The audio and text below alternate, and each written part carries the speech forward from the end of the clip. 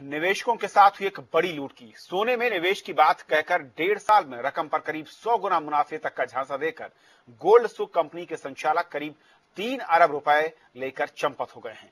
जयपुर, कोटा, सीकर समेत प्रदेश भर के करीब 1.5 लाख निवेशकों ने इस कंपनी में मोटा पैसा लगाया था।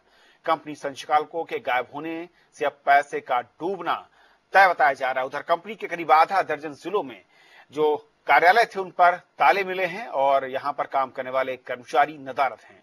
आज सुबह से लेकर दिन भर कह सकते हैं कि जयपुर में स्थित कंपनी के कार्यालय में निवेशक पहुंचते रहे और कई बार हंगामा भी हुआ और इस तनाव को देखते हुए पुलिस तैनात करनी पड़ी है। तो जयपुर के विधायकपुरी थाने में केस दर्ज किया गया है। निवेशकों के मुताबिक कंपनी के राजस्थान के अलावा जम्मू कश्मीर, उत्तर प्रदेश, हरियाणा, दिल्ली, महाराष्ट्र, पंजाब, असम, गुजरात और छत्तीसगढ़ में कार्यालय भी थे। इसके अलावा कंपनी के कोटा, बारा, अजमेर, सीकर, हनुमानगढ़ और दूसरे जिलों में ब्रांच खोल रखी थी। और राजेश असनानी इस वक्त हमारे साथ हैं। राजेश, जिस तरीके से माना जाए कि अब गोल्ड सुक कंपनी के जो तमाम कर्मचारी नदारत हैं, जो तमाम ब्रांचेस हैं, वहां पर ताला लटका हुआ है, किस तरह की सरगर्मी वहां पर दिख रही है निवेशकों के बीच, और कानूनी रूप से अगर देखें तो उस पहलू पर क्या कुछ कार्रवाई होती दिख रही है? देखिए, हड़कंप है यहाँ पर और एक बहुत साजिश कहा जाए कि बहुत सोची समझी साजिश के तहत ये सारा काम इस पूरे काम को अंजाम दिया गया है। और छोटे मोटे संख्या नहीं है, करीब 1.5 लाख निवेशक बताए जा रहे हैं और 200 से 300 करोड़ रुपए माना जा रहा है कि ये लोग लेकर चंपत हुए हैं। जो मुख्य संचालक हैं वो 3 हैं। ये 3 साल में ही इनके वारे न्यारे हो गए और इन लोगों ने अपने BMW कारें खरीद ली और ये बहुत मामूली नौकरियां किया करते थे। नरेंद्र सिंह है, मानवेंद्र है, प्रमोद है, ये 3 संचालक। आशंका ये जताई जा रही है क्योंकि ये फरार हैं, करीब 3 महीने से फरार हैं। निवेशक जो है इनको ढूंढ रहे हैं लेकिन ये मिल नहीं रहे हैं।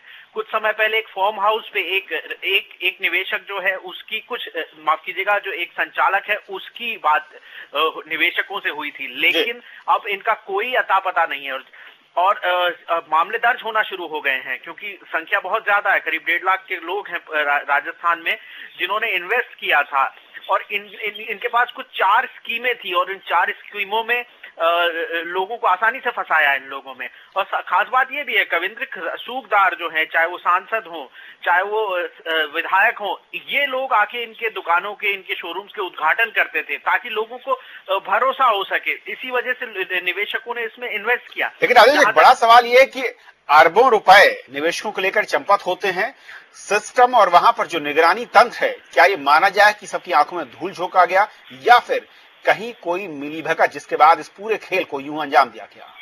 देखिए, जहां तक कानूनी पहलू का बात है कविंद्र, और जहां तक मिली भगत का सवाल है, क्योंकि बिना मिली भगत के ऐसा नहीं हो सकता। आप देखिए ना, जो यहाँ के सांसद हैं वो इनॉग्रेट कर रहे हैं और यहाँ के जो कमिश्नर हैं उनका भी नाम आ रहा है, यहाँ के विधायक हैं उनका भी नाम आ रहा है कि वो भी, और इनकी फोटोज लगे हुए हैं इनके दफ्तर में, जहां और जिन्हें देखकर निवेशक एक भरोसा करते हैं, जिन्हें देखकर निवेशकों ने इसमें पैसा लगाया। और जहां तक कानूनी चीज का सवाल है, चूंकि अब मुकदमे अब दर्ज होना शुरू हुए हैं तो क्योंकि पैसे के लेन देन का मामला है, लेकिन ये जो कंपनी है गोल्ड सुक कंपनी, ये NBFC में रजिस्टर्ड नहीं है, बैंक रजिस्टर्ड नहीं है। ये एक मल्टी लेवल मार्केटिंग कंपनी है जिसका RBI में पंजीयन नहीं होता। कानूनी विशेषज्ञों के अनुसार जो मार्केटिंग कंपनी होती है उसके लेकर कोई कानून नहीं है। ये देखिए कितना बड़ा फ्लॉ है ये। राजेश, माना जाए कि इस कंपनी की जो नींव है वहीं से फ्रॉड की शुरुआत हुई और उसके बाद इस बड़े गोरख धंधे को यूं अंजाम दिया गया और करोड़ों कह सकते हैं कि रुपए लेकर चंपत हो चुके हैं और लाखों निवेशक इस वक्त हाथ मलते रह रहे हैं। सिस्टम खुद को बेबस बताता हुआ दिख रहा है, लेकिन कहीं ना कहीं चूक या फिर मिलीभगत सामने आ रहा है। राजेश, शुक्रिया आपका। उधर गुड़गांव में भी इसकी जो ब्रांच थी वहां पर भी हंगामा हुआ है, केस दर्ज किया गया। अजय हमारे साथ हैं। अजय, अगर गुड़गांव की बात करें, इस रीजन में कितने ऐसे निवेशक हैं जिनको चूना लगा गोल्ड सुक कंपनी में इन्वेस्ट करने के बाद, और क्या यहाँ पर अब कार्रवाई की आगे की तैयारियां हैं? देखिए, मैं आपको बता दूं कविंद्र की यहाँ पे गुड़गांव में जो है गोल्ड सुक का मेन ब्रांच यहीं पर है और यहाँ पे जो मेन जो गोल्ड सुक है उसके मालिक से हमारी बात हुई तो उनका ये कहना है कि हमारा उन कंपनियों से कोई लेना देना नहीं है। हालांकि उन लोगों ने हमारे जो कंपनी है गोल्ड सुक उसका प्रयोग किया है और इसीलिए उन लोगों ने मुकदमा दायर करवाया है गुड़गांव की जिला अदालत में, और जो भी फ्रॉड हुए हैं उनका यही कहना है कि इससे हमारा कोई लेना देना नहीं है। हम 7 साल से हमारी कंपनी यहाँ पे चल रही है और करीब 12 स्टेट हैं जहाँ पे गोल्ड सुक के दफ्तर हैं, गोल्ड सुक के मॉल्स हैं।